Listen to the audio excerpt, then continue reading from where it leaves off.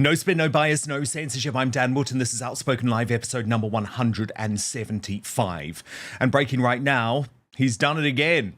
Zelenskyy just capitulated to Donald Trump because of the US president's tough negotiating position, making peace far more likely, which makes slippery Starmer's deranged march to war with Russia, aided and abetted by the political establishment and mainstream media, even more insane.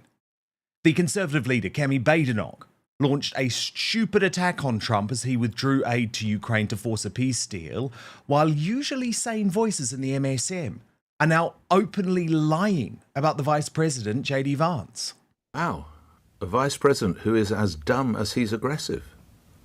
That takes some doing because, Mr. Vice President, that's some random country that's not fought a war. That would be the United Kingdom, who stood alongside your troops in Iraq, not once, but twice, and in Afghanistan. No. He wasn't referring to us. But what is in it for these warmongering Labour clowns? Well, Starmer back in first place in the polls. I hope that answers your question. The analysis you won't get from the uniparty or legacy media next in my digest. Then Michael Heaver, the former Brexit Party MEP, longtime advisor to Nigel Farage, and now the man behind the independent sensation Heaver News, joins Outspoken for the first time. Also coming up on the show today, can the right ever unite as Reform UK's former Deputy Leader Ben Habib and the party's chief whip Lee Anderson step up an astonishing feud? I'll tell you who called who. A pathetic little man who should shut up. And what is the best strategy for Farage amidst this growing backlash over his, I think, very sensible position on Ukraine? Is Jon Sopel of the fake news agents right that it could actually scupper his march to number 10 Downing Street? Then we have a very special uncancelled after show today. Let me tell you about it. It will stream as normal on Substack at www.outspoken.live. But because it is a special day for royal watchers, we're also going to premiere it live on YouTube at 6:30 p.m. Because let me tell you, I've given up over 4 hours of my life from the very early hours of this morning, watching With Love Meghan. And trust me, this is the worst TV series ever made. But what's very exciting is we have put together an incomparable lineup to reveal the truth behind Meg's latest Netflix tissue of lies. Our royal mastermind, Angela Levin, Meghan's estranged sister, Samantha Markle, who has big news, royal YouTube sensation P. Dina, and joining Outspoken for the very first time, Nancy and Stephanie Sidley of Twin Talks, the Sidley twins. As I say, if you're a royal watcher, the whole idea behind this, right, is we want to make sure that you don't have to watch Netflix because it's so bad. So we're just going to tell you all about it, give you all the best and worst moments. So join us live on YouTube, 6:30 p.m. for that. But of course, I still want you to sign up for my Substack to www.outspoken.live. Before the end of the show, we will also reveal today's Greatest Britain and Union Jackass. Union Jackass is chosen by you. You can vote in the live chat on YouTube right now. But let me tell you your nominees today.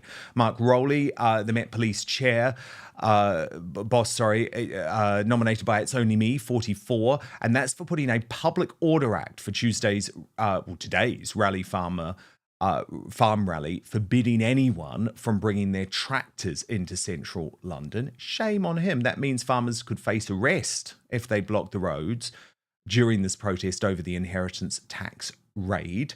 Nominee 2 from Gav Foster 2 on X, Sir Lindsay Hoyle, for his globe-trotting exploits and expenses, which came in at over £180,000. And nominee 3, sadly, we don't know the name of this person yet. I hope someone's going to be able to find out because this has absolutely horrified me overnight. It's the Westfield Morons, nominated by Ian Draper, 34, who says they could have hit a child when throwing a footstool over the balcony at Westfield. These people must be stopped. And as I say, just watch this. Look how close it came to disaster. Go, yalla. There's no way this guy's doing. Allah. What the fuck is that? Code. I mean, sickos. Absolute sickos. And this is the type of behaviour, by the way, becoming commonplace in Sadiq Khan's London. Anyway, get voting. Get voting. And I'll bring you the Union Jackass and Greatest Britain at the end of the show. But now, let's go.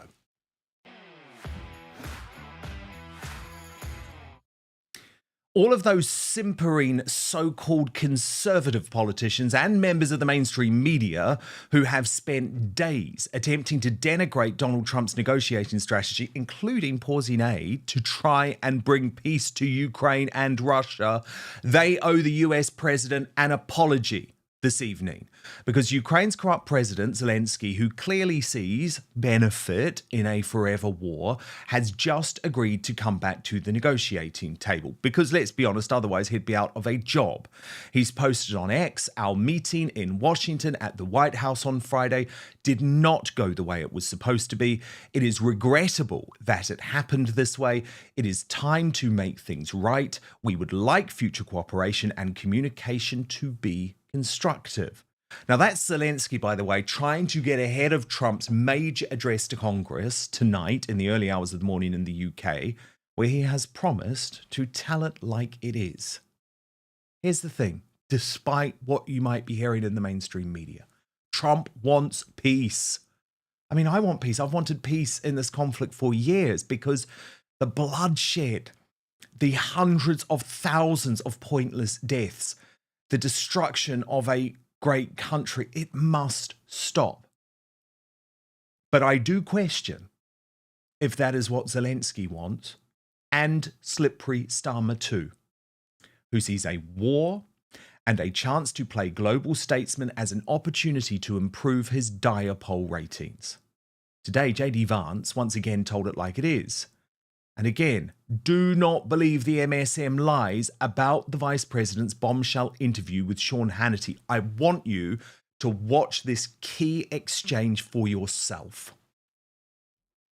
And here's the thing, you know, when you would talk to the Biden administration officials in private, it's another example of a terrible situation the Biden admin left the Trump administration.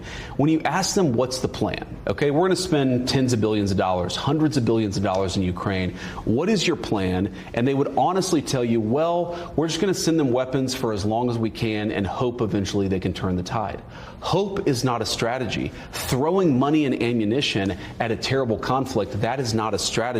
The only guy in town with a strategy is the President of the United States, and everybody needs to follow his lead. What scares me is Zelenskyy, when he says it's going to go on for years, how many more lives are going to be lost? He's not going to have a country to save at the end of that. The minerals deal would have provided the monies to rebuild their country and a strong U.S. presence and maybe European troops as well. And this is an important part of it. The president knows that, look, if you want real security guarantees, if you want to actually ensure that Vladimir Putin does not invade Ukraine again, the very best security guarantee is to give Americans economic upside in the future of Ukraine. That is a way better security guarantee than 20,000 troops from some random country that hasn't fought a war in 30 or 40 years. The security guarantee and also the economic guarantee for Ukraine is to rebuild the country and ensure that America has a long-term interest. You're not going to do that if you come to the Oval Office, insult the president, and refuse to follow his plan for peace. Now, that 30 to 40 year line sparked absolute hysteria from the British mainstream media, including outlets like The Sun and LBC, who should know better. Look at this response from Nick Ferrari. Wow, a vice president who is as dumb as he's aggressive. That takes some doing because, Mr. Vice President, that's some random country that's not fought a war. That would be the United Kingdom, who stood alongside your troops in Iraq, not once, but twice, and in Afghanistan. Problem is, that hysterical reaction was absurdly dishonest, as Vance himself confirmed today, posting on X, I don't even mention the UK or France in the clip, both of whom have fought bravely alongside the US over the last 20 years and beyond. But the UK's warmongering political establishment and MSM purposefully misinterpreted his comments to pursue a deranged agenda. I do really believe that. Because even the Tory leader, Kemi Badenoch, got in on the act, saying the news overnight that America is halting military aid to Ukraine is profoundly worrying. It is clear that Britain and Europe must rearm much faster if we want to provide Ukraine with more than just warm words of support. We must work to keep America in and Russia out. And things got even more bonkers. Look at this. From one of Kemi's Tory tribe, the MP Graham Stewart posted, "We have to consider the possibility that President Trump is a Russian asset. If so, Trump's acquisition is the crowning achievement of Putin's career, and Europe is on its own." That madness prompted Reform UK's Rupert Lowe to respond, "This is exactly what you expect to read from some loony FBPE account, not an actual Conservative MP. Unhelpful and will achieve nothing. A very stupid post." Although not quite as stupid as Labour MP Josh Fenton Glynn, who deleted a post on X describing Reform leader Nigel Farage as the MP for Stalingrad North. Now, that rhetoric is not only dangerous, it's completely ill-informed. And we must be able to have a discussion about why the hell Starmer is proposing sending boots on the ground and planes in the air to Ukraine when we cannot even protect our own borders. 600 illegals flooded in the invasion yesterday, and that's only the ones that the government tells us about. Probably many, many thousands more. We've also got to have this conversation when our allies, like Giorgia Meloni, the very sound Italian Prime Minister, has ruled out such a proposal, calling it a very difficult thing to implement and saying she is not sure about its effectiveness. So the UK's political and media class, I believe, are getting this whole situation badly wrong. It feels like Brexit, it feels like COVID, it feels like lockdowns, it feels like vaccine hysteria all over again. And as Politico reported this morning, there is another motivation for Starmer. They said it points to a potential rally round the flag effect as the majority of MPs unite in supporting efforts to broker peace in Ukraine. And sure enough, today's new YouGov poll has Labour creeping back into first place. Although, as the Mercian puts it, all of the slander and uniparty attacks from all three sides, and yet Reform UK has still not lost support. The growth will continue as the MSM does not have the effect they once did. The best they got didn't cause a scratch. And look, I hope the Mercian is right. But I still feel the MSM is completely distorting the truth here to try and encourage ongoing warfare, as well as finishing Nigel Farage off. That's like the bonus prize. That's the cherry on top. And we've got to listen to people we respect, like Elon Musk, who said Zelenskyy wants a forever war, a never-ending graft meat grinder. This is evil. And there are some sensible people in the MSM here, like Mike Graham and Kevin O'Sullivan on Talk. Kevin posted, "Same old voices. You're all going to die of COVID unless we lock down forever. Same old voices. The war in Ukraine must go on forever." He says we won't get fooled again. And maybe sense will prevail if the public are listened to, if we make our voice heard. Look at this YouTube poll, which I've been conducting on my account over the past 24 hours. It's had a massive 60,000 votes. And I asked who you trust most to bring peace to Ukraine. It isn't even close. 89% say Donald Trump. Starmer, just 4% of the vote, even lagging behind Emmanuel Macron.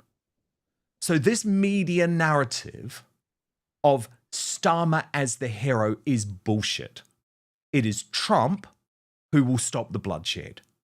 And Zelensky's climb down this afternoon already proves his strategy is right. Now, the uncancelled interview.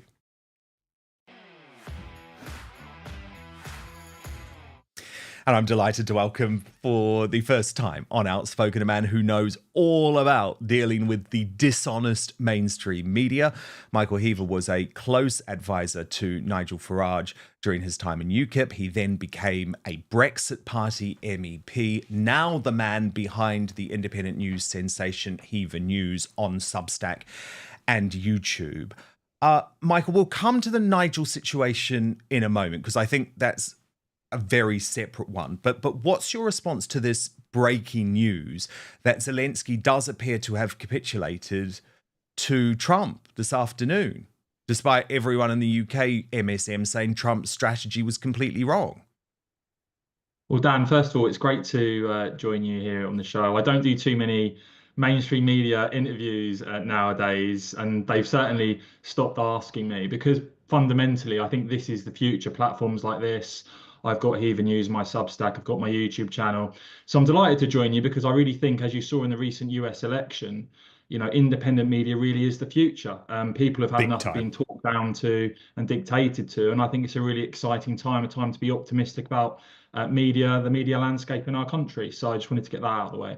I totally agree, and I love what you're doing, and it's so great to have you here, because I think we all do have to support each other. And actually, the narratives that we've seen, I think, over the last 24 hours, 48 hours in the UK compared to the US, shows why it's so important we have a thriving independent media. Absolutely. And yeah, I mean, this Zelenskyy statement shows you something that we've seen time and time again with Trump. And I have to say, more generally now, just in my general life, I try and spend as little time on social media as I can. Obviously, I do a lot of things on YouTube and a bit on Substack and things like that. But the problem nowadays, I think, is people are losing all sense of perspective in terms of these constant knee-jerk reactions to every single thing that gets put forward. So the JD Vance interview, he has clearly stated what he meant by that. He didn't mean the UK or France. When you look at this Zelenskyy statement, what you're seeing here now, not on a 1 or 2 day basis, but on a general trend, on a general direction, once again, is that Trump's approach is moving us, hopefully, towards a peace deal. And I'll just remind people, because it is very easy to criticize, where was the peace deal? Where was the prospect of any peace whatsoever, even any sign of a plan under Joe Biden? Frankly, there wasn't one. It was going to be endless war. There was no end in sight whatsoever. And what Trump is doing is what he always has done. It's at times harsh. It's constantly unpredictable. It's in the end about getting a deal done, a deal the Ukraine can sign off on to try and stop this war. Totally. And Zelenskyy isn't Mr. Perfect, right? And I think that is one of the problems here, Michael, that Zelenskyy is protected as a hero. Putin is presented as a evil dictator. By the way, I'm no supporter of Putin. I've been very clear on that for a very long time, but I do think there is far, far more nuance in terms of the portrayal of Zelenskyy. For example, by the way, just last week in the Oval Office meeting, Zelenskyy actually goes in and calls JD Vance a bitch F word under his breath. Now, there's video to prove this. We'll have a look at it in just 1 second. But the point is, imagine if Trump or Vance had said something like that. But given it's Zelenskyy saying it, the media just ignore it. Watch this. I have been to. I've actually watched and seen the stories, and I know what happens is you bring them on a propaganda tour. I've actually watched and seen the stories, and I know what happens is you bring them on a propaganda tour, Mr. And I mean, it's quite an extraordinary moment, number one, isn't it? But do you see what I mean about the way the MSM is going with this very, very dishonest narrative? And actually, we saw it with the JD Vance interview too, because you've got people I think who should know better, like Nick Ferrari and The Sun, assuming that Vance was talking about the UK and France when the Vice President has said he absolutely wasn't. Well, look, I think Zelenskyy deserves respect. I think equally that Trump and JD Vance, not only did they want respect, they demanded respect in that, that sit down that was a complete disaster. I think that could have easily been avoided, by the way. Why that wasn't done behind closed doors, I'm not quite sure. But look, the bigger picture is here. Trump is trying to get a deal done. Zelenskyy today with that statement hopefully means that any ill feeling can be moved past, because again, in the bigger picture, this peace deal is extremely important. I mean, you've seen our own Prime Minister and some of the pretty horrific things senior Labour figures have said about Trump in the past. They're now having to sort of eat some humble pie because they recognise fundamentally, and again, not day to day, not this comment, not that comment, this has to be done with US backing, US support. I think it's been described as a lasting US backstop. That is the reality. And so, you know, I hope now with Zelenskyy, with that statement, it can move things forward again now. And I'll say it again, you know, Trump is a deal maker. And at times, you know, even in our own families and our own relationships, sometimes you do have to clear the air. Sometimes there can be arguments, things said that aren't particularly nice. But at the end of the day, sometimes you have to clear the air and then you can move forward. Breaking right now, the UK MSM is absolutely desperately joining the political class to try and paint Nigel Farage as a Putin stooge in the latest example of the Russia hoax. So let me show you some of the madness that is going on. Like Jon Sopel of the fake news agents who posted on X, Nigel Farage. Well, this was in response, to the Mail headline. Nigel Farage blames Zelenskyy for Trump now saying Ukraine leader overplayed his hand and failed to respect the president by not wearing a suit. Sopel writes, wonder what that will do for reform poll numbers. And the Lib Dems went even more crazier, posting on X, Farage has stuck to his guns today, unapologetically pro-Putin, pro-Musk and pro-Trump. He's certainly not pro-Britain, no matter what reform says. He's a plastic patriot. Now, of course, Nigel's actions have been patriotic. Indeed, I think he's supporting Starmer far too much, but look at what he wrote this morning. The breakdown in talks and aids between the US and Ukraine only helps Putin. I hope that Keir Starmer can use his new role to bring the two together, and soon. So this narrative that is forming has very much been designed to try and damage Reform UK and Nigel Farage in the polls, given that a similar sort of Russia hoax before the last election was believed to have harmed Reform's final vote. And you see it yesterday in Parliament, when Nigel asks a completely sensible, sound, and actually really important question to Starmer, given that there's no opposition whatsoever coming from the uniparty, and the Prime Minister responds not with a proper answer, but with a smear. Watch.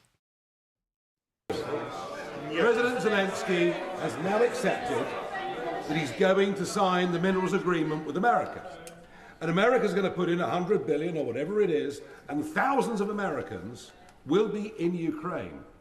Is that of itself enough of a security guarantee? No. Or does it mean that we need to send British troops? And if we do, given the size of our army, how many? The mineral deal is not enough on its own. But can I just remind him, Russia is the aggressor. Zelenskyy is a war leader whose country has been invaded. And we should all be supporting him and not fawning over Putin. The independent journalist Darren Grimes responded to that, writing, Nigel Farage stood up in the House of Commons yesterday to ask how many British troops will be promised to Ukraine. A reasonable question. He was dismissed as being a Putin apologist by both Conservatives and Labour. The uniparty is still two cheeks of the same ugly old arse. 600 migrants crossed the English Channel yesterday. The media and politicians want to talk about war alongside Ukraine instead. We focus on defending Kiev whilst allowing the invasion of Kent to take place. This matters way more to us.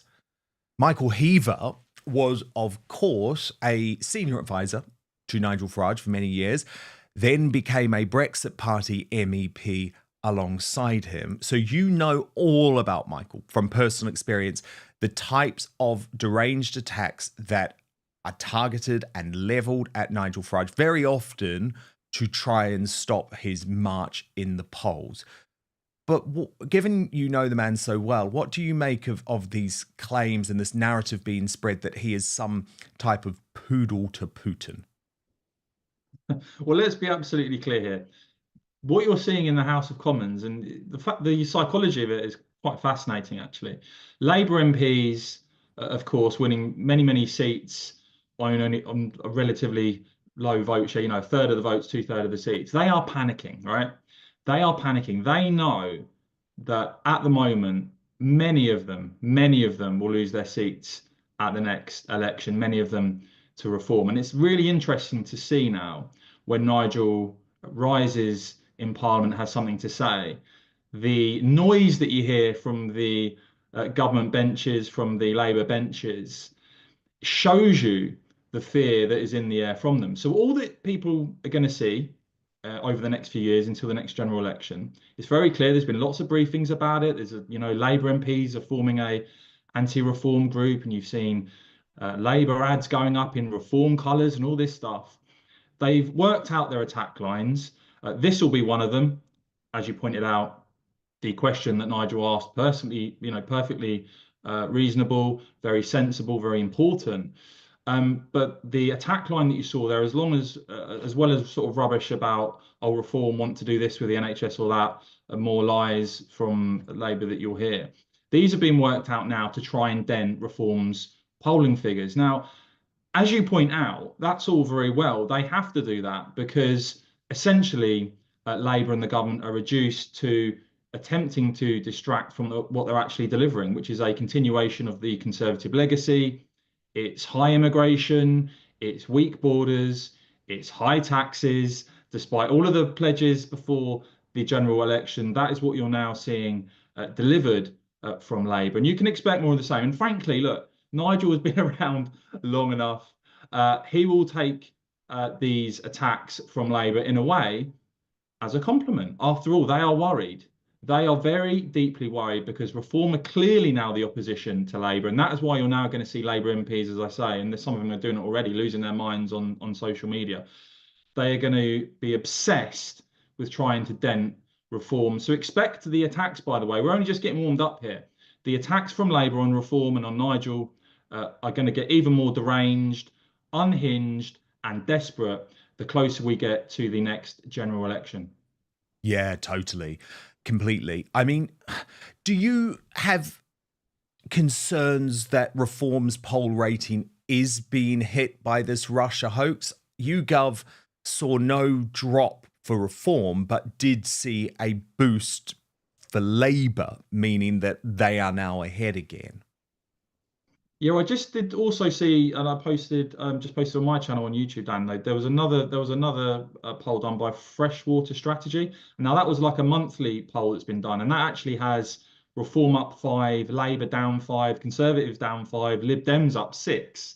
So I think the broad trend, there may be a point or two here. The broad trend is clearly still Reform on top, and I just want people to consider the fact of what a massive shift that is since the general election. I mean, that is a remarkable rise. Astonishing. It's a remarkable rise for Reform, and so-called experts and commentators not long ago would have said, oh no, support for a Nigel Farage Reform Party, well, it won't be above 20%, or then it won't be above 25%, oh, it won't go above 30%. And every single time, I suspect they'll be proven absolutely wrong. It's a shame that we've had so many local elections due to take place in England on the 1st of May cancelled at a couple of months' notice. And I have to say, I think that is highly dubious and pretty disgraceful, really. It's a disgrace. But you're still going to see a lot of elections in England taking place on the 1st of May. And I think you're really going to see for the first time that growing Reform support reflected at the ballot box. And as I said, we're just getting warmed up here. It's very clear to me, Labour now see Nigel Farage as the leader of the opposition. That is where they are directing their firepower. Yes, I know the Conservatives will get desperate at some stage. They'll probably have another change of leader and make all sorts of promises last minute like they always do. But the real battle here that you're going to see is Labour trying to discredit Nigel Farage. And the challenge for Nigel Farage and reform is to say, look, we're not just a party that wants to be in opposition, we actually want to be in government. And there are some amazing synergies, of course, going on with the US administration. And I think rather than being afraid of that, actually, Nigel can lean into it. So, for example, on the issue of free speech, which is absolutely a key plank for Nigel. And we've also seen brilliant rhetoric from Rupert Lowe and Anne Widdecombe, other major reform figures on this area. And last night we saw JD Vance, the US Vice President, write, shutting down free speech will destroy our civilization.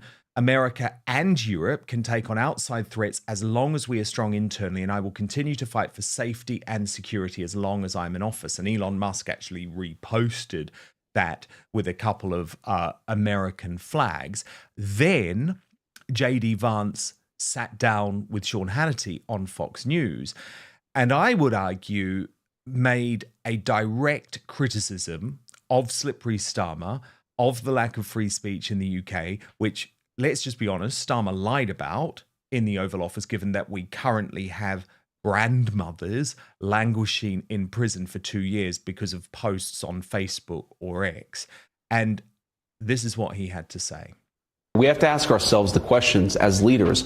Are we willing to defend people even if we disagree with what they say? If you're not willing to do that, I don't think you're fit to lead Europe or the United States of America. If you're running in fear of your own voters, there is nothing America can do for you. Exactly right. You said it at the same conference. That's exactly right. There's nothing that we can do for you if you're terrified of your own people. And Sean, you see this every single day. What are some of the biggest drivers of violence in these European societies? It's mass migration. It's people who haven't assimilated into European societies, who are driving cars into Christmas festivals, killing tons of innocent people. And very often, the European response to that is not to say, oh, well, maybe we should get control of our own borders. The response is to try to silence and shut down their own citizenry. That is a danger in Europe. It was a danger under Joe Biden in the United States of America. And look, of course, China is a major threat. It's a major competitor over the next few years, over the next few decades. But I have no doubt that America and Europe could take on whatever threats so long as we're strong internally. That's the biggest risk to our civilization. It's that weakness internally. That's what we have to fix. I mean, I couldn't agree more with him. And it's so aligned with Nigel. I mean, what Nigel has done previously as well in terms of America, he made the offer to help the then Conservative government in terms of reaching out and doing what was in the national interest, because Nigel is at heart, as I am, a patriot, and that comes before anything else. And he's done the same actually with Labour. He's offered, look, can I help with the relationship between our countries, because it is so important. Now, what I noticed with JD Vance's recent speech that was dismissed in terms of the state of free speech in Europe, there was a lot of emotional reactions to it. Not much actually tackling the issues that you raised, but let's just analyse the evidence. We touched on the fact that we've seen elections cancelled at short notice in England. We see in Romania the front runner to that election, that was cancelled. The second round was cancelled. Still unclear whether the rerun of that election will allow that candidate to stand or not. And on top of that, I don't know if you've heard about this one, but in France, we've just seen the C8 broadcast channel, a channel viewed as one on the right politically, shut down. So, there is an increasing body of evidence that when you contrast the direction of free speech that the Americans want to have and what's going on in Europe, there's a bit of a contrast, a bit of a bridge over. Because we've seen it here, haven't we, with the off-communists effectively trying to strangle GB News, really, so that it can't be the free speech channel. Yeah, and I mean, the regulation in areas like that, it's the way that everything is now moving with independent media, I think, as I said, is hugely exciting. I will always be an optimist, and I think the emergence of channels like this, channels like mine, many others, that gives me hope, because it gives you that leverage moving forward to always know that these voices can't be shut down and dismissed, and that actually we live in a time where the amount of information out there is astonishing. You know, if you want to go and become an expert about any subject or politics in any country, you only have to go on YouTube or wherever online. You can read articles from the left, from the right, disagreeing. This is something I do for my YouTube channel because I cover a lot of European politics.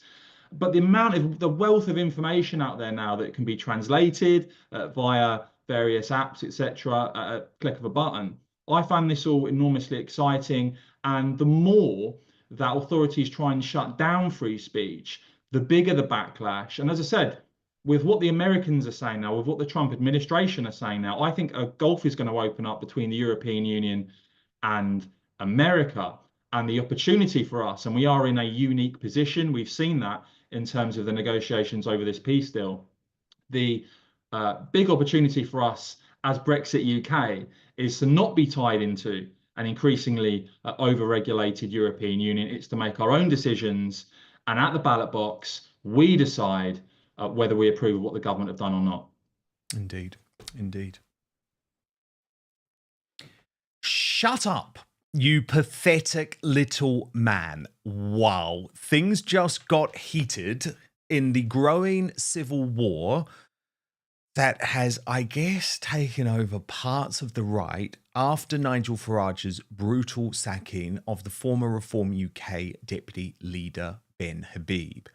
It was Lee Anderson, Reform's attack dog and chief whip, who decided to throw that insult at Habib after he criticised him for plagiarising a post on X. When that happened, and I should point out, Lee Anderson did plagiarise the post from my friend Bernie Spoffforth, Artemis is now, but he insists that he did not know about it. He was sent this information and he wanted to share it, and he has now acknowledged that it wasn't his own information, and he has revealed that it did come from Bernie. But before that happened, Ben Habib posted on X, "Does Reform UK endorse plagiarism? Things go from bad to worse, so much for integrity." That prompted Lee Anderson to reply, "Shut up, you pathetic little man. I was sent a cut and pasted version of the text from a friend who also received it from a friend. I had no idea who the author was, but I liked what I read, so I shared it. You really are scraping the barrel with your pathetic attempts to smear us. Just go away, you're boring. P.S. I want to thank the original author of the post. It's great and well written. But you know what, Ben? There are more important things to talk about at the moment than someone's post on here. You need to go and see someone." Wow, Michael Heaver, former Brexit Party MEP, who was a colleague of Ben Habib in the European Parliament. What's your response to Lee Anderson now calling Ben, who I think is a great man, calling him pathetic and telling him to shut up? Well, look, I like both of these guys. I know, as I said, you said I served with Ben as a Brexit MEP, and you know, I sort of think these sort of social media spats don't leave anyone looking too good, to be honest. What I would say is, you know, Lee Anderson certainly deserves a lot of respect. Here's a guy who, unlike a lot of other Conservative MPs at the time who were thinking about it or toying with the idea, he actually had the bottle to join Reform. Then subsequently increased his vote share in his constituency in Ashfield as a Reform MP this time. And, you know, this sort of needling on social media, I just don't think is great. What I would say, though, is increasingly we are seeing some criticism. People on the right, some of them I've seen criticising Nigel or Reform or Lee Anderson or whatever. Here is the reality. Reform is the party that is going to challenge Labour at the next election.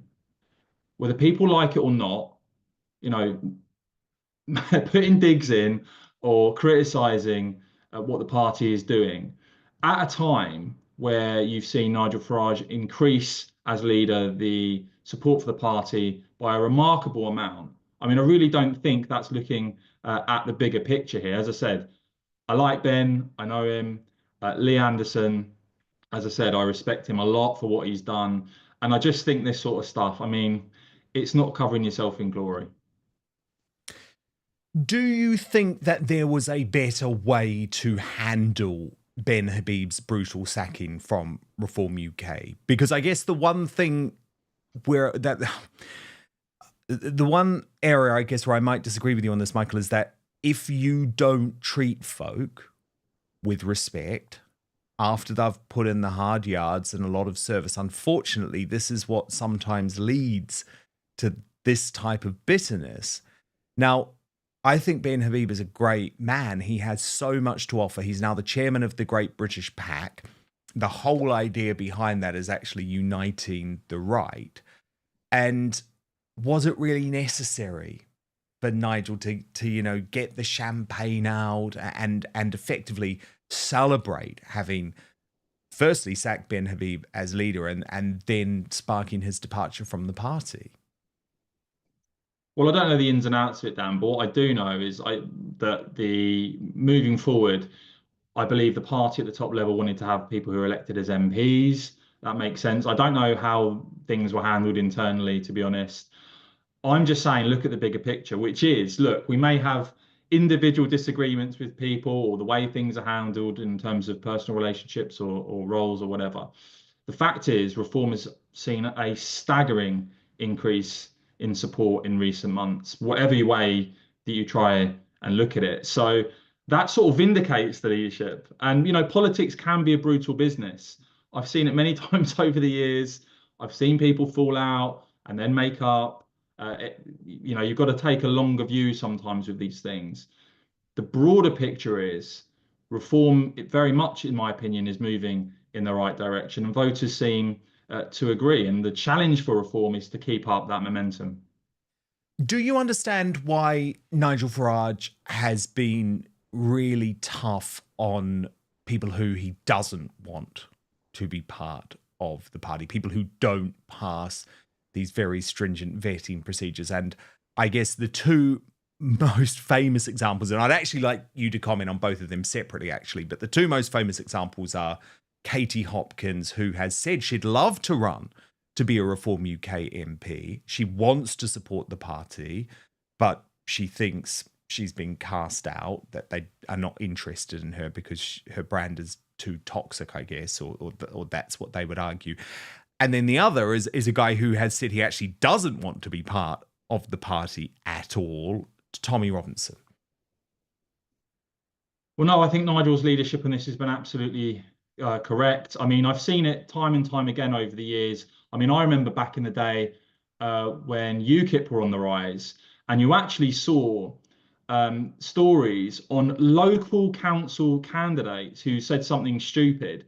Now, there had never been that level of scrutiny on local council candidates before, and that it ended up hurting the party. So the vetting procedure, the professionalism now that's been brought in with Reform, I think is the right way forward, because this isn't a party that's looking to get 15% of the vote. This isn't a party that's looking to appeal to 20% of the electorate. This is a party, from everything I've been hearing, I'm not intimately involved in the workings of Reform.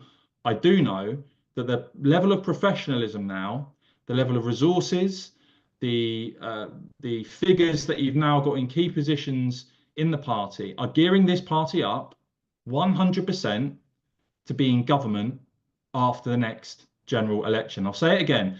People can criticise. People can say Nigel's made wrong decisions here and there. Look at the poll ratings. Look at the amount of support. Look at the local council by-election results. The party recently, I think, won 54% of the vote, the majority of the vote for the first time in a local council by-election. Everything indicates the party is getting this spot on, and it's readying itself not to be in opposition after the next election, to govern. Yeah, and I mean, it is worth just taking another look at that poll that you referred to earlier. Freshwater Strategies, Reform up 5% to 27%, Labour down 5 to 24%, the Conservatives down 5 to 23%. And David Atherton's take is that it seems Nigel Farage's support for Donald Trump in getting peace to Ukraine has done no harm. They are up 5 points as Labour and Tories fade. Do you think there's a possibility that Starmer has the strategy wrong on Ukraine, that in fact people are more with Nigel than maybe the polls make out? Because there is always that virtue signalling thing, right? That sometimes mean people won't tell the truth to pollsters. But when folk really think about, do we want to keep committing blank check after blank check to Ukraine, which is literally what Rachel from Accounts did at the weekend, they have second thoughts. What I've learned in politics over the years, Dan, is that the electorate are a lot more sophisticated, right, than many give credit for. People do not fit into cookie cutter little molds, right? People have different views on things, which of course you want in a democracy. And also, there's an element of this. People can disagree with a certain party's stance on one issue, but actually, if they agree with them more on 3 or 4 other issues that they also think are important, then they tend to sway in that direction. So I would hesitate to say at this stage that a single defining issue right now is actually going to define everything moving forward in momentum. I think what the electorate are looking at right now, from all the research that I've looked at and gone through for my channel, is that they're comparing Keir Starmer as Prime Minister, not the fluffy promises that we got before the election, but what Starmer is doing in office, and indeed what Rachel Reeves is doing as Chancellor, which has been a complete and total catastrophe. And they are saying to themselves, right, in 4 years, am I really confident in Kemi Badenoch as Prime Minister? I don't think I am. I don't think I like what I'm seeing from the Conservatives, who are refusing to commit to any sort of policy commitments whatsoever. And the real danger for both Labour and the Conservatives, again, in all the research I'm now looking at, is that the public are viewing Nigel now differently, right? They're not just viewing him as an opposition figure. They're viewing him as a potential Prime Minister. And I'll tell you this, they will not outwork Nigel. And Nigel has been around a while in terms of politics now. He knows what he's doing. The people around him are a very serious team indeed. And I seriously think that the Conservatives, the trouble that they've got ahead is going to be massive, because I think they're going to be increasingly coming in as the third party in all the national polls. I think when you start to see election results play out as well, that will be repeated. And the question then is, for a lot of people who are true blue Conservatives, who just go and vote Conservative every time just to stop Labour, that sort of very negative vote, are they seriously going to go and vote for the party in third place next time round? Very good point. And I mean, look at this. Even today from Reform UK, young reformers leafleting, and I think that's really interesting as well, isn't it? Can Farage really boost a Gen Z appeal, which he certainly seems to be doing? So what is the path? What is the path? The big question is, what is the path for Nigel Farage to enter number 10 Downing Street? Much more from Michael Heaver on that in just 1 minute. First, though, the reason you're watching this show is because it's increasingly difficult, let's be honest, to trust mainstream media or the so-called fact checkers who claim to determine which facts are true. And there's a good reason for that, given the debate over free speech, the controversy surrounding Brexit, and how Trump and other politicians challenging the status quo are portrayed. But I have the solution. It's called Ground News, and it's the best way to stay informed and cut through media bias and narratives so you can get the facts for yourself. Go to ground.news/outspoken to check it out. But I want to show you this incredible website and app in action. So let's look at that recent game-changing speech by JD Vance, where he tore into European governments, including ours, in the UK, for what is a despicable retraction of free speech. What Ground News does is collate 361 sources that are covering the story. Then it instantly shows how the bias changes based on whether the outlets lean to the left or the right. This is called the bias distribution service. Then you can see every article about the topic broken down by the political position and ownership of the publication. And it's totally fascinating, this, because you can see quite clearly that outlets like Newsmax and GB News, considered to be on the centre-right, give fair and accurate coverage, and they focus on how Vance finally had the guts to point out some uncomfortable truths. But in contrast, you'll see the left-wing HuffPost claiming the speech left Europe aghast. I mean, it really didn't. And the Independent just missing the point altogether to slag off Elon Musk, which is par for the course for them. What's more, though, Ground News actually gets to know you personally, providing you with the news stories you're interested in while also analysing your own biases. I have to say that my favourite feature is the blind spot feed, which services upwards of 20 stories every day that you're probably not hearing about because of the corruption of the mainstream media. Now, I know you're like me. You love the news, you're a bit of a news addict, but you don't trust the legacy media. That's why I love Ground News. It gives you the tools to understand the truth about what's really going on in the world. Personally, I have the app on my phone. I use the website all the time. It's the only way I read the news because it allows me to see through media bias and manipulative narratives. So go to ground.news/outspoken to check it out. You can subscribe through my link for 40% off the Vantage plan. That is what I use for unlimited access. Should say too, Ground News is subscriber funded, supporting my sponsors, also supports my work. And for less than a Netflix subscription, you can get all the world's news in one place and think for yourself. It has been a game changer for a news junkie like me. So that's ground.news/outspoken. But now, back to the show. How can Nigel Farage enter number 10 Downing Street? Is this a realistic possibility, given that we've already seen the entire political establishment, the entire elite class, not to mention the biased and corrupt mainstream media, do everything possible to stop the guy getting there? Well, someone who knows Nigel Farage better than most is his former advisor during the UKIP years, then fellow Brexit Party MEP, now independent news maven Michael Heaver. Michael, Nigel Farage, can he really be Prime Minister? Does he have the character to stand up against these forces? And let's be honest, they're dark and evil forces who will do anything to stop that from happening, just like they did anything to stop Brexit from happening and very nearly succeeded, as you well know. Well, look, if a few hundred MPs in the House of Commons think they're going to shout down Nigel, then they've clearly not been paying attention, because Nigel's been doing this for a long time now. You saw his speeches in the European Parliament that regularly went viral, and he defied the entire EU establishment and proved them wrong that indeed Brexit would happen, did happen, is happening, and we're not going back in.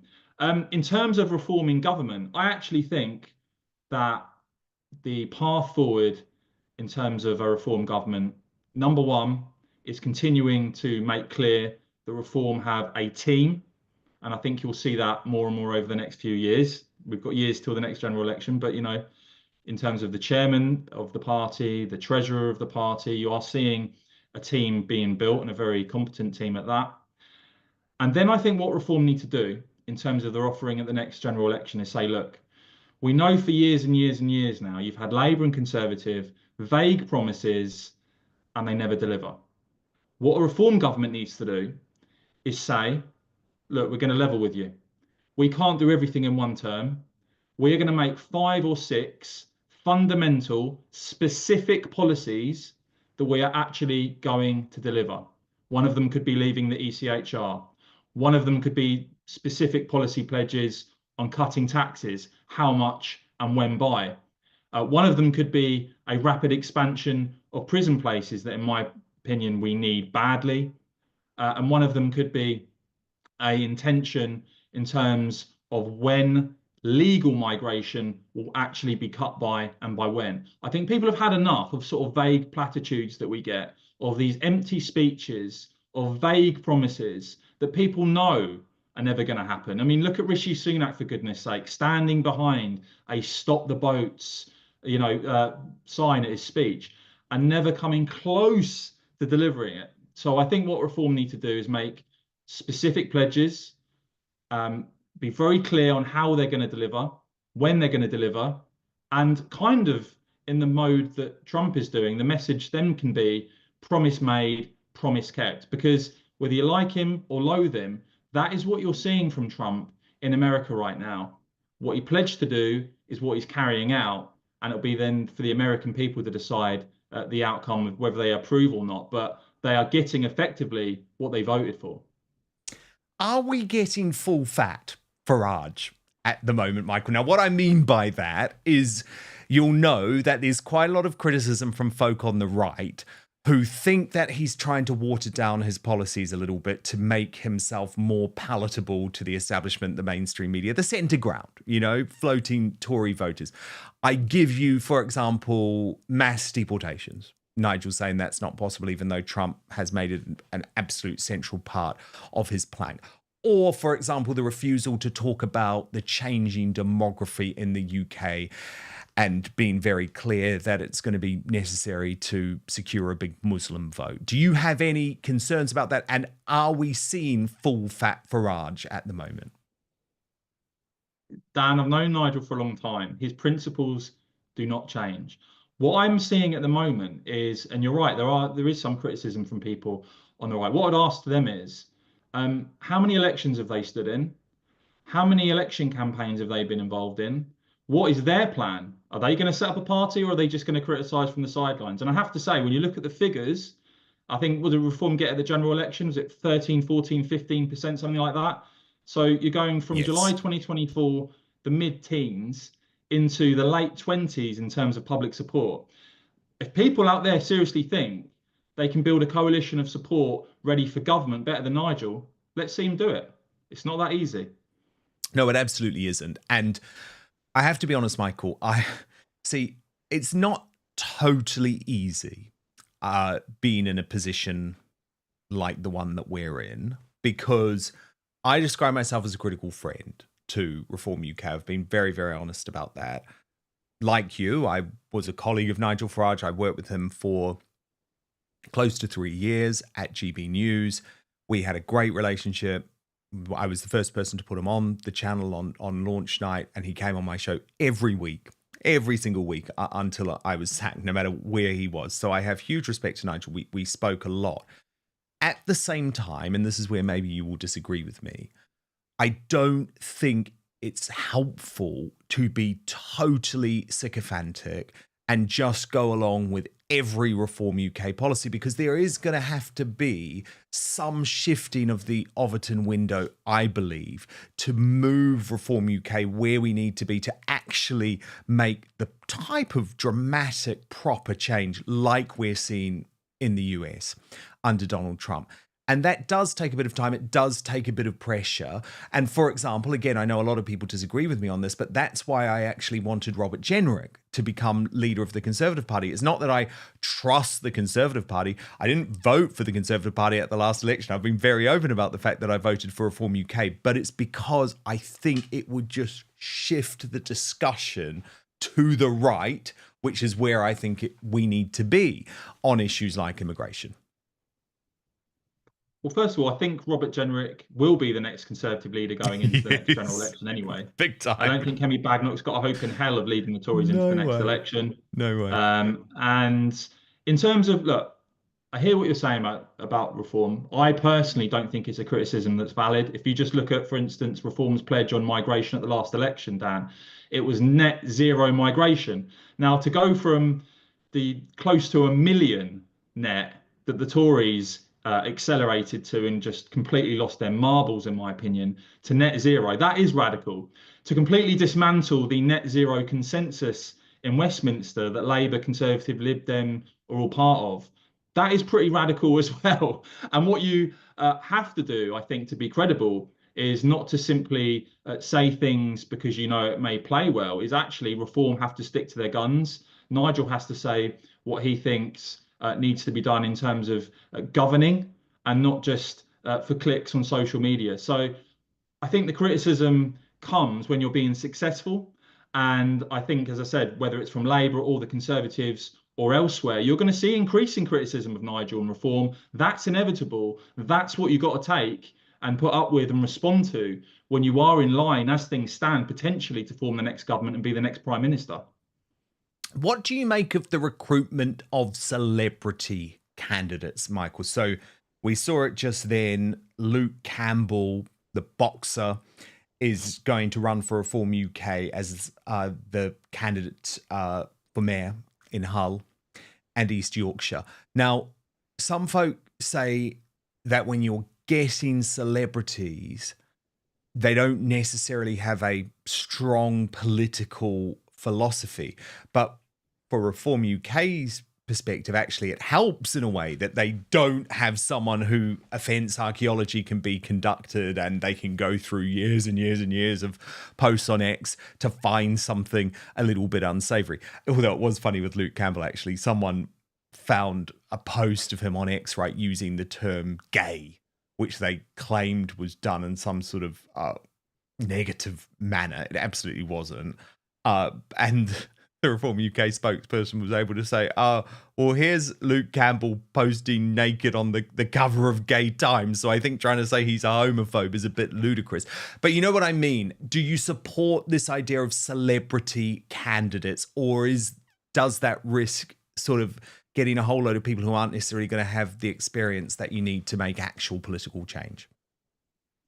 Well, because I'm not on the left, Dan, I actually judge people on an individual basis, not as a collective. I know for some on the left, they won't understand that. But I think, look, it's perfectly valid to criticise a so-called celebrity candidate if it's someone that comes across as vacuous, just doing it for the publicity or whatever. With Luke Campbell, though, you've got someone, a gold medalist, someone that isn't trying to be on a national level. He's actually, standing to be a mayor for the area that he grew up in and wants to represent the community that he's from. And I think that's very admirable, actually. I think increasingly with social media, what we're seeing nowadays, and maybe this goes back to some of the criticism that you get on the sidelines, is there's a lot of people who seem to have big ideas about what should or shouldn't be done, but why aren't they putting themselves forward? So someone like Luke Campbell doesn't have to do it.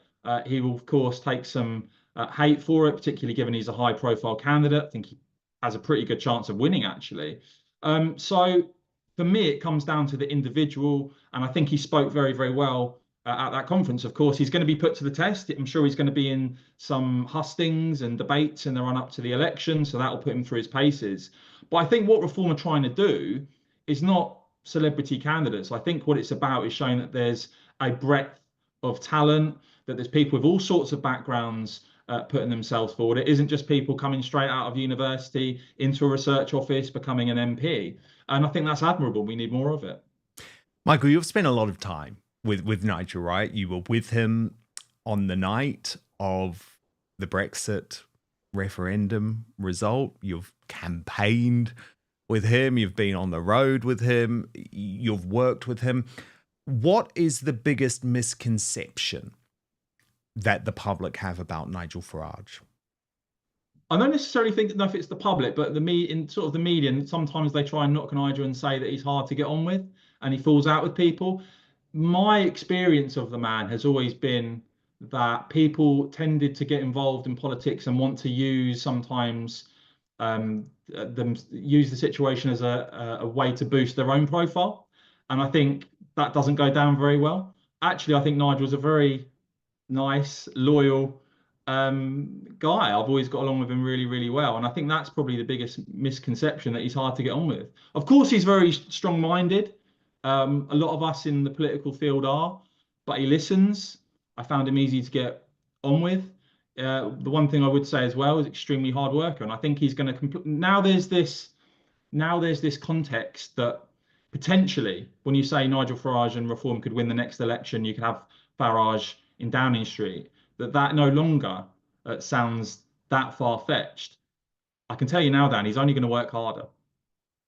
Yeah, and it is interesting, isn't it, that he has some type of pull with young people, and especially young men, right, Michael? And he's obviously had lots of criticism in the mainstream media because he was asked about Andrew Tate, and this is before he had really re-entered the political fray. And so when he was a commentator on GB News, he was able to say, well, he knows that Andrew Tate has massive resonance amongst young men. Now, that wasn't an endorsement of Andrew Tate, but he was making the point that young men are lacking in role models. And there's something about that demographic, isn't it, that is very attracted to Nigel.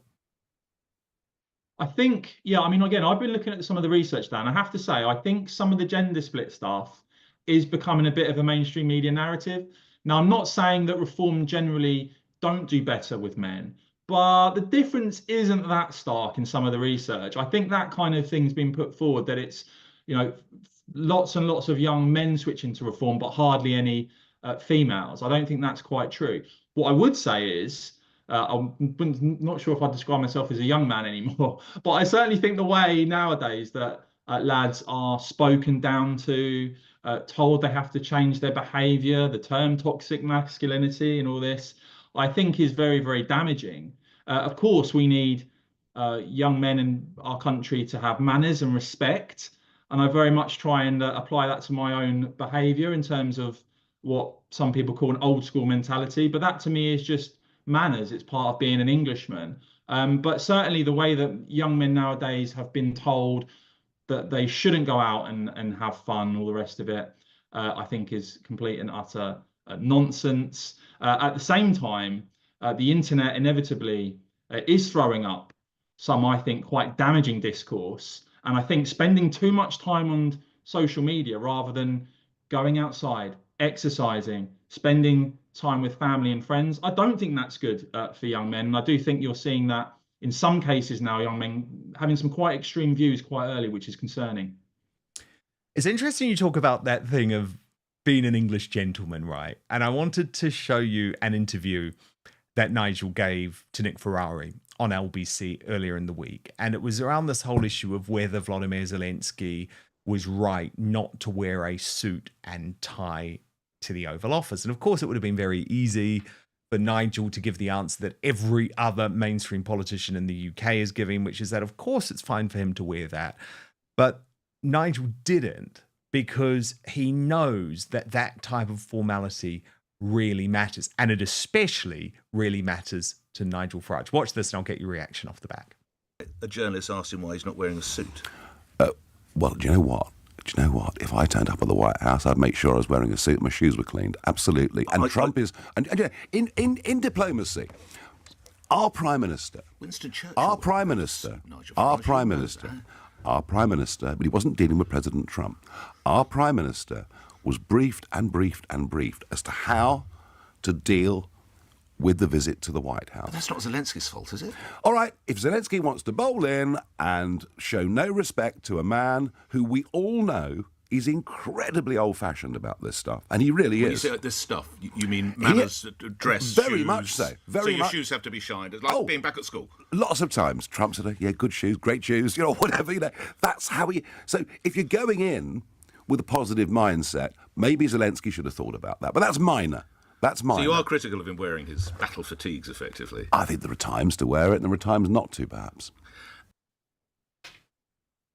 Interesting, isn't it? I think the outlook there that Nigel described as Trump is actually quite similar to Nigel himself in that, and it's dying out in some ways, isn't it? But it's about, and I think Zelensky's a different case because obviously the situation in Ukraine, but in just generally, in terms of what you wear and how you come across, wearing a suit, looking smart when you can in certain situations, that's probably an outlook, again, some would describe it as old school, that Nigel probably shares with Trump. Yeah, I know. I'm sure that Nigel would probably be horrified by both of our attire today. Yeah, and turning up late, that's a bad one. Yes. Turning up late. Being prompt and on time is very, very important. Yeah, in a tie. But we're in the independent media space, so we don't have to do that, right? But Michael Heaver, such a pleasure to have you on Outspoken for the first time. Please come back soon. Heaver.news is where you can sign up on Substack and, of course, subscribe to Michael's channel on YouTube as well. Such a pleasure to have you here today. Thank you, Michael. Cheers. Now, lots of comments coming on from you, not surprising, on the breaking news that we kicked the show off on, which is, of course, the fact that Zelenskyy has capitulated, and everyone's saying that Trump's strategy on this is the wrong one. I think are barking up the wrong tree. Scotty John said 10,000 North Koreans lasted a month. Lol, I'd give our underfunded military 6 months. And I think that's actually a really good point as well. How on earth are we even thinking about sending boots on the ground when we can't protect our own borders? Nigel Parkett wrote, Farage should stay strong and support Trump. Carolyn Haig posted, Trump and Vance are correct. And on the right side of history, I watched the Vance interview. He was absolutely spot on. Rick Shaw writes, Starmer worries me far more than Putin does. And Martin Scott says, the Oval Office debacle was discussed and agreed behind closed doors. Zelenskyy changed tactics in public. From Deborah Greening, regarding Starmer's comments about the minerals not being enough, the mineral deal, it shows his ignorance. It's very expensive to extract these particular minerals. More of his flim-flam. And CCC said, I'm more concerned about the UK and Starmer allowing the Islamification of it. And again, so much of this is about distraction, isn't it? So much is about distraction. As Luke Jones says, I don't see why Starmer gave £2.6 billion to Ukraine if there is a peace deal coming. How can he keep writing a blank check from that? That's my words. Hybo, 62, said, Vance is being honest about this country, meaning the UK. We are a disgrace to the world, the state we have become. Nigel, grow a pair and work with the USA. Really, really interesting stuff. Let's get to our Greatest Britain and Union Jackass. Now, a reminder of today's nominees, nominated by @It'sOnlyMe44, Mark Rowley, for putting a public order act for today's farmer rally, forbidding anyone with tractors in central London. Threatened them with arrest too. Nominee 2, Sir Lindsay Hoyle, nominated by @GavFoster2 on X for his expenses of more than £180,000 for his globe trotting. And nominee 3, the Westfield moron, nominated by @IanDraper34, who said he could have hit a child when throwing the footstool over the balcony at Westfield. These people must be stopped. And I have to say, I was absolutely disgusted with that. And your votes are now in. The Westfield thugs causing a danger to life, backed by 15% of you. With 36%, the Speaker of the House, Lindsay Hoyle, for his 180,000 plus expenses. But today's Union Jackass, Met Police Chief Mark Rowley, for his despicable tractor arrest threat.